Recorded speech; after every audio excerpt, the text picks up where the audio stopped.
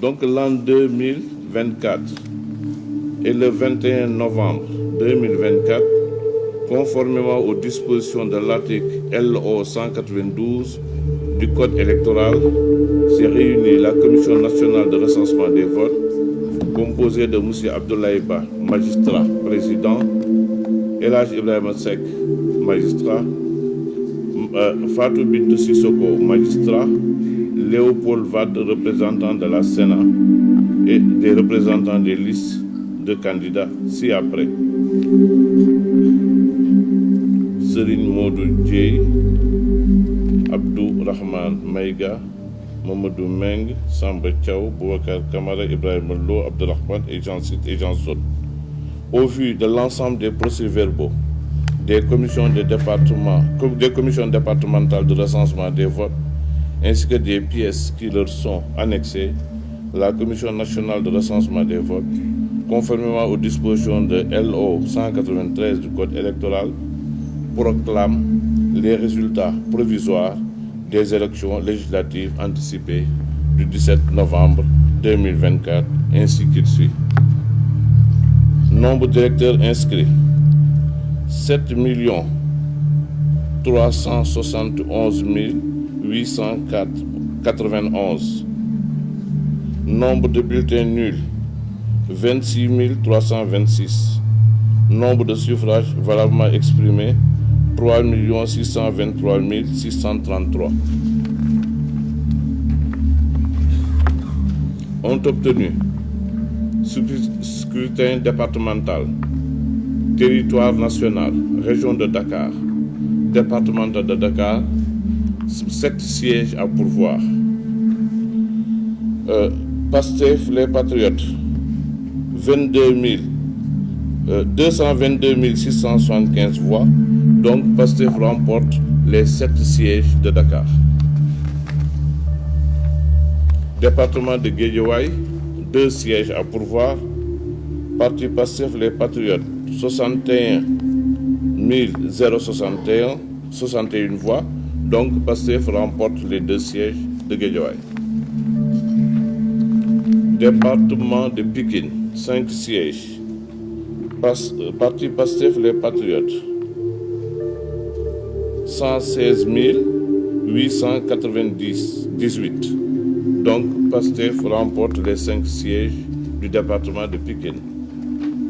Département de Keur Massar, 2 sièges.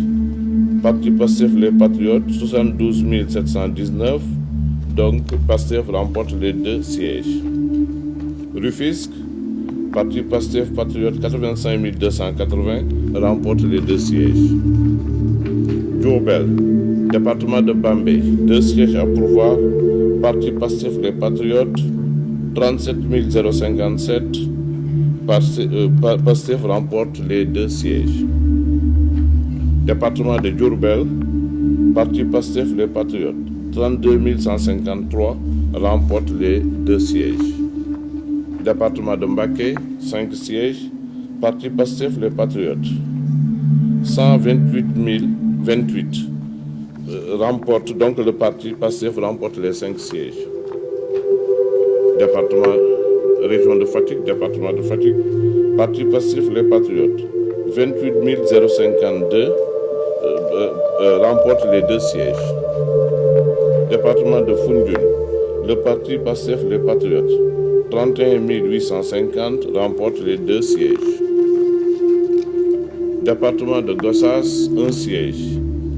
Coalition La Marche des Territoires Andu Nawlé, 10 379, remporte le siège à pourvoir. Région de Kaffrine, département de Birkelane, Parti Pastef les Patriotes, 15 967 voix, remporte le siège.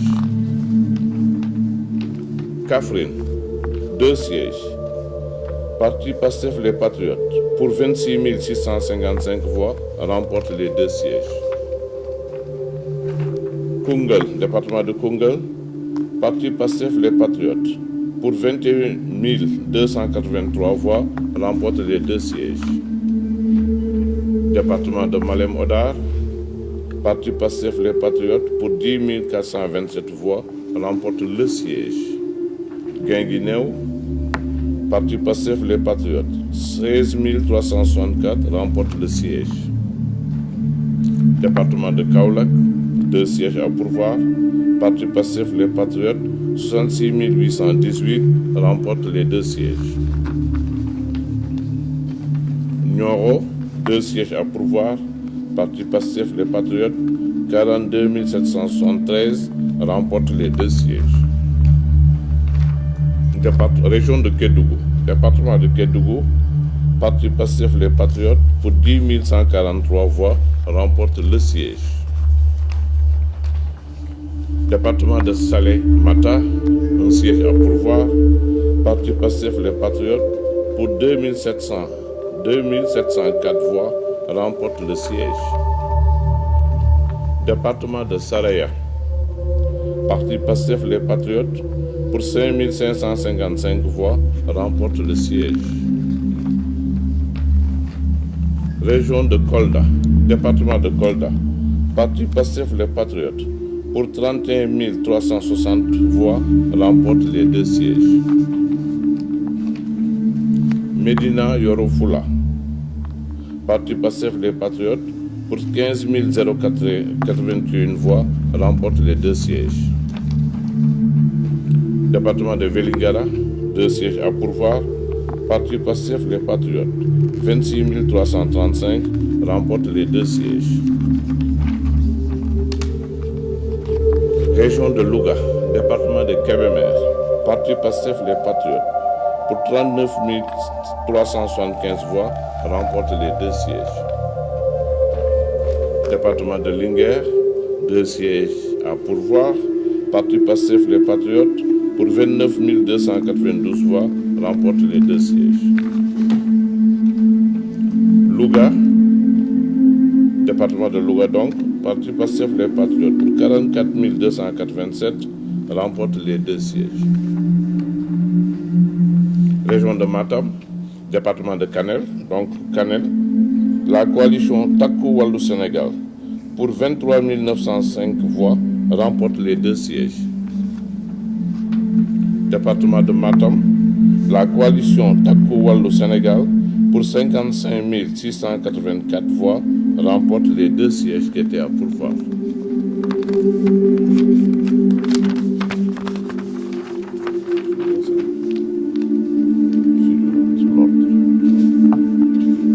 Ranérou Ferlo, un siège. La coalition Taku Wallou Sénégal, pour 8 289 voix, remporte le siège.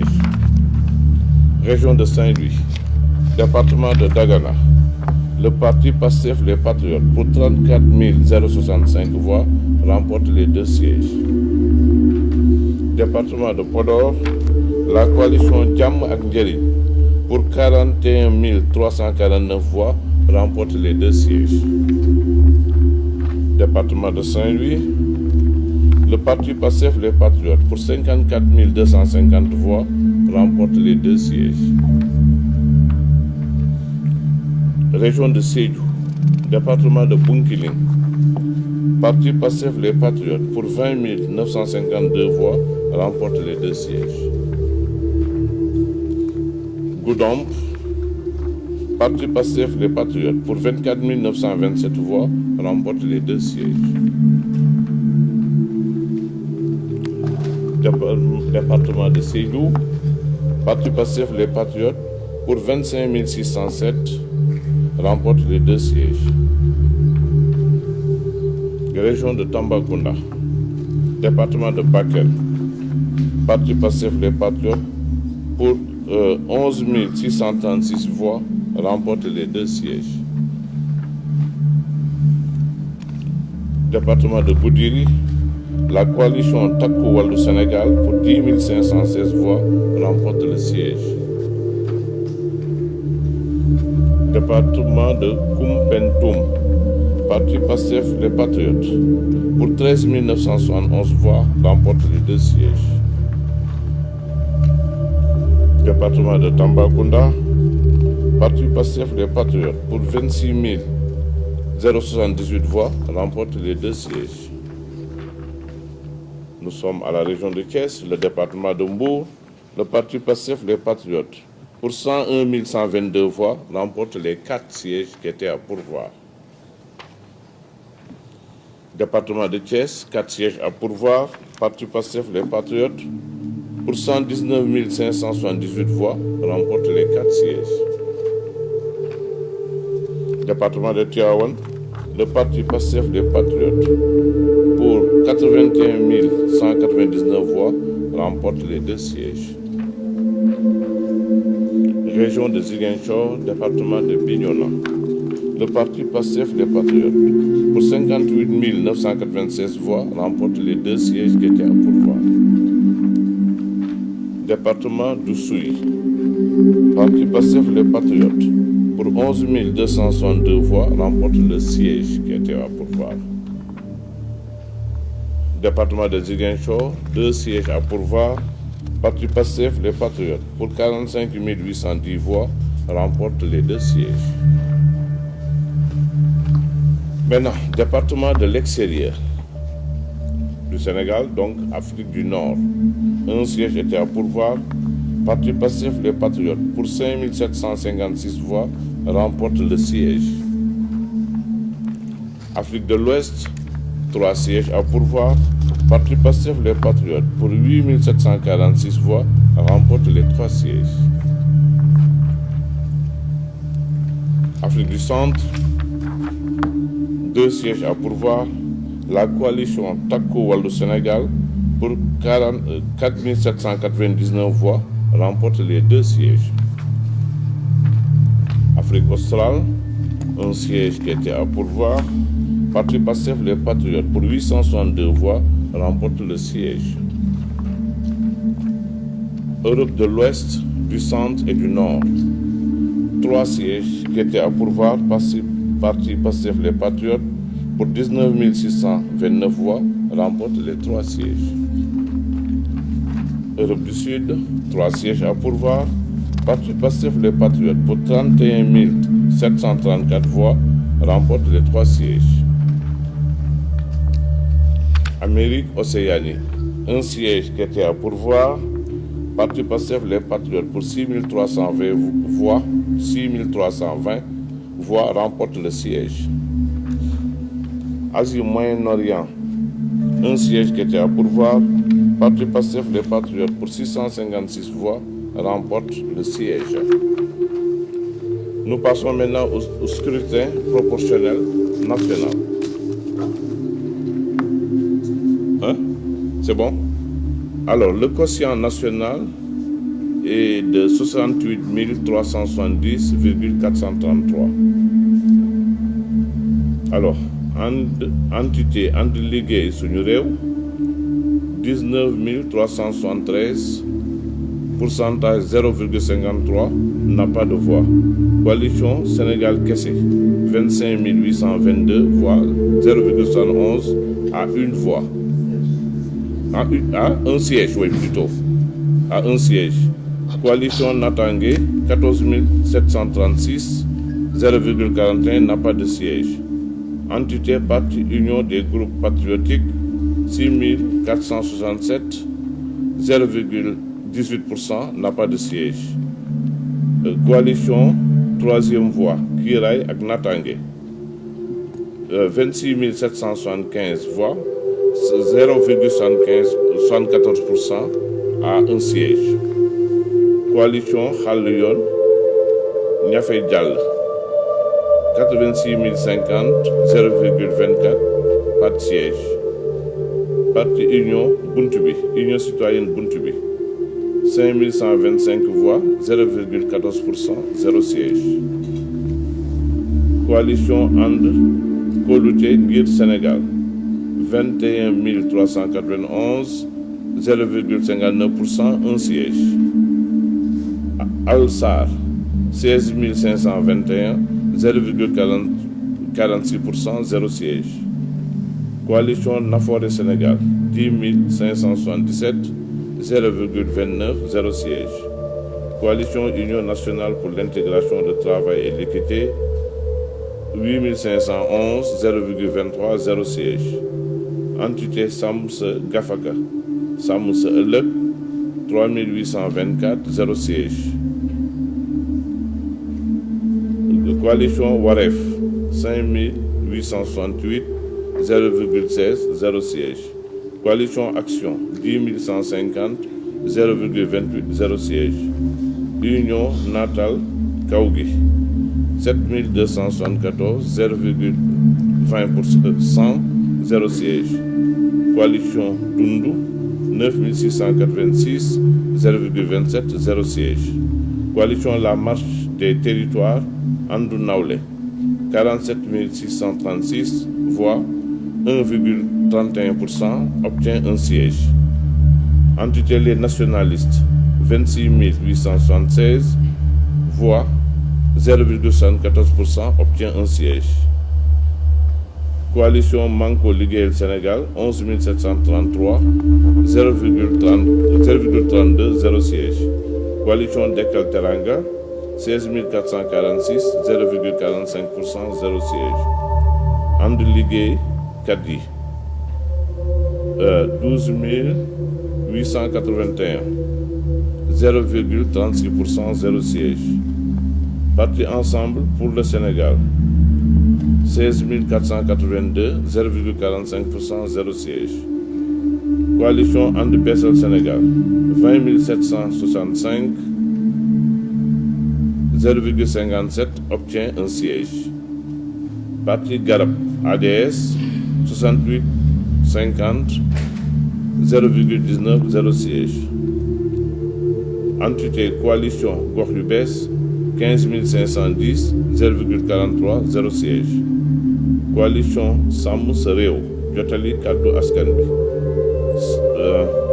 10 171 0,28 0 siège. Coalition Defar Sa Gox 5 125 0,14 0 siège. Coalition Fédération du Renouveau 12 277 034 0 siège. Parti Alliance Jëf Jël 5 045 0,14% 0 siège. Parti Pastef Les Patriotes 1 991 770 54,97% obtient 29 sièges. Alliance Nationale pour la Patrie 11 535 0,32% 0 siège. Coalition Farlou 28 303 0,78 obtient un siège. And Suxali Production, Transport et Commerce 16 570 0,46% 0 siège. Entité Secteur Privé 7 415 0,20% 0 siège. Coalition Jàmm ak Njariñ 330 865 9,13% obtient 5 sièges. Coalition Sàmm Sa Kàddu 222 060 6,13% obtient 3 sièges. Coalition Bës Du Ñakk 19 923 0,55% 0 siège. Coalition Takku Wallu Sénégal 531 466 soit 14,67% obtient 8 sièges. Entité Grand Rassemblement Les Artisans du Sénégal 16 448 soit 0,45% 0 siège. Coalition Sopi Sénégal 22 991 soit 0,63% obtient un siège.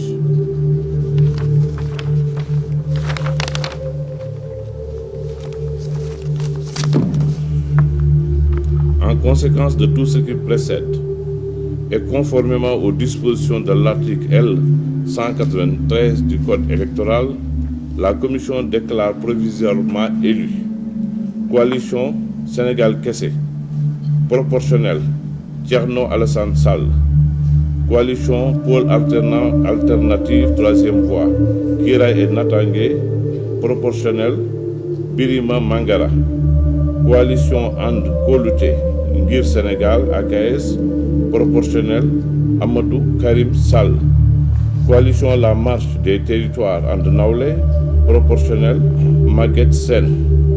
Majoritaire, département de Gossas, liste titulaire, Adama Diallo. Entité, les nationalistes, Djel Lignumom. Proportionnel, Papa Tahirou Sarr.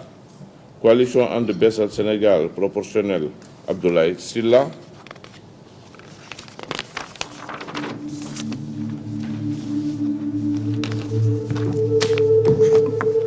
Pastef les Patriotes, proportionnel, Ousmane Sonko, Ben Faye, Saliou John, Marie-Ange, Jelik Mam Selbe, Diouf, Alakan, Maïmouna Bousso, Oumar Sy, Fama Ba, Abdoulaye Tal, Jacqueline Sagna, Mohamed Sall, Amik Dia, Mouramani Kaba Diakité, Awa Sonko, Alioune Ndao, Béatrice Faye, Germaine Tening, Oumar Diop, Awa Seck, Babacar Valor, Marème Mbacké, Mayab Mbaye, Ndeye Fatou Mané, Bara Ndiaye, Fatou Ngom, Ousmane Diouf, Fatou Ba, Assane Diop, Anta Dia,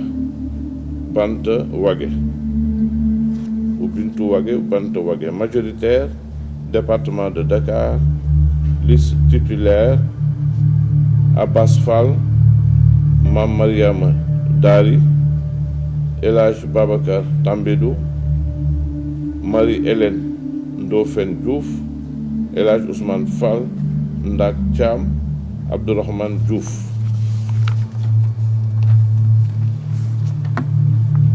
Département de Guédiawaye, liste titulaire, Ramatoulaye Bodian, Mamoudou Sey.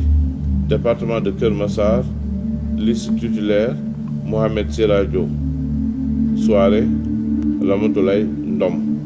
Département de Pikine, liste titulaire, Babacar Ndiaye, Safiatou Malik Mbaye, Ibrahima Meng, Mam Diara Bey, Matar Silla. Département de Rufisque, liste des titulaires, Youngare Ndion, Khady Sarr. Département de Bambey, liste des titulaires, Badara Diouf, Sokhna Diarra Thiaw. Département de Diourbel, liste des titulaires, Alioune Sène, Koumba Ndiaye. Département de Mbacké, liste des titulaires, Cheikh Thioro Mbacké, Fatma Mbodj, Ahmadou Lo, Khady Sow, Diogomaye Diaw.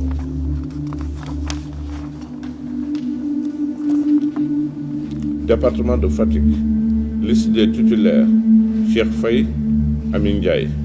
Foundiougne, Assoumana Sarr, Mariama Koli. Département de Birkilane, liste des titulaires, Samba Ndang. Département de Kaffrine, liste des titulaires, Momad Talla Ndaw, Maïmouna Dieng. Département de Koungheul, titulaire, Elhaj Gueye, Ndeye Awa Dieng. Département de Malem Hodar, liste des titulaires, Elhaj Diop. Département de Guinguinéo, liste des titulaires, Ismaïla Diallo. Département de Kaolack, liste des titulaires, Roqi Ndiaye, Alioune Badara Diagne. Département de Nioro du Rip, liste des titulaires, Massamba Dieng, Anita Dieng. Département de Kédougou, liste des titulaires, Abdoulaye Sow. Département de Salimata, titulaire, Mamadou Lamine Souare. Département de Saraya, titulaire, Amdiata Diaby. Département de Kolda, titulaire, Youba Baldé, Ndeye Marie Sané. Département de Médina Yoro Fula, titulaire, Bouli Doucouré, Diarey Ba. Département de Vélingara, titulaire, Ibou Gueye, Safiatou Sow. Département de Kébémer, titulaire, Daba Wanyan, Ousmane Diop.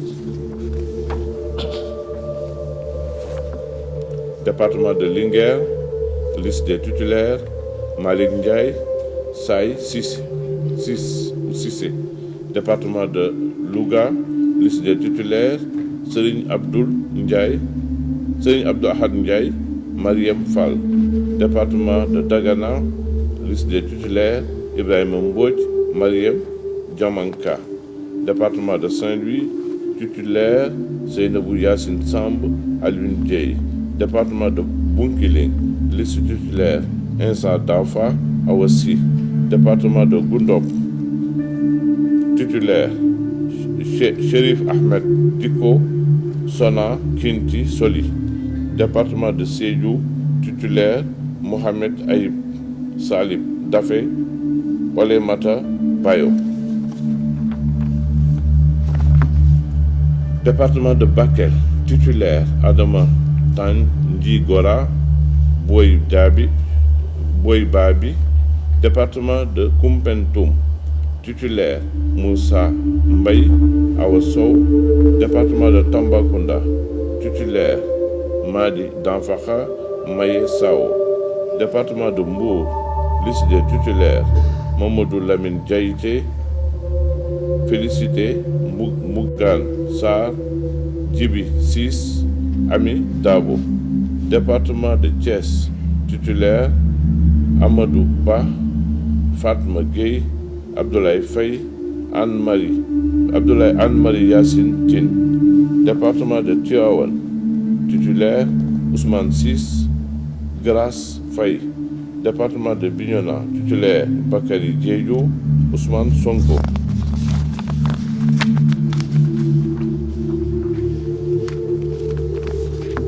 Département de Oussouye, donc liste des titulaires, Alphonse Mané Sambou. Département de Ziguinchor, Guy Marius Sagna, Oulimata Sidibé. Département de l'Afrique australe, Lamine Faye. Département de l'Afrique ouest, liste titulaire, Daouda Ndiaye, Ndeye Ndiaye, Alassane Niang. Département de l'Afrique du Nord, liste des titulaires, Amadou Lamine Diouf. Département de Amérique Océanie, Aïcha Touré. Département Asie Moyen-Orient, Younoussa Sissoko. Département de l'Afrique de l'Ouest, du Centre et du Nord, titulaire, Amadou Khadir Sonko, Fatou Diop Cissé, Samba Diouf. Département de l'Europe du Sud, titulaire, Amadou Diallo, Awa John, Fodé Mané. Coalition Farlou, proportionnel, Moustapha Diop. Coalition Jàmm ak Njariñ, proportionnel, Amadou Ba, Rokhaya Kamara, Cheikh Oumar Anne, Salimata Diop, Mbaye Ndione. Majoritaire, département de Podor, titulaire, Moussa Amadi Sarr, Nafi Kane. Coalition Sàmm Sa Kàddu, proportionnel, Barthélemy Thioye Diaz, Anta Babacar Ngom, Cheikh Ahmed Tidiane Youm. Coalition Takku Wallu Sénégal, proportionnel, Macky Sall, Fabinta Ndiaye, Mamadou Lamine Thiam, Aïssata Tall, Amadou Mame Diop, Thérèse Faye, Mohamedou Ngom, Fatou Sow. Département, majoritaire, département de Kanel, titulaire, Daouda Dia, Raki Diallo. Département de Matam, titulaire, Mamadou Diaw, Aïssatou Ousmane Diallo. Département de Ranérou Ferlo, titulaire, Amadou Diallo. Département de l'Afrique du Centre, titulaire, Sokhna Ba, Baran Fofana. Département de Goudiri, titulaire, Djimo Soare. Coalition Sopi Sénégal, proportionnel, Tafsir Thioye. Voilà, mesdames et messieurs, tels sont les résultats ici du scrutin des élections législatives anticipées du 17 novembre 2024.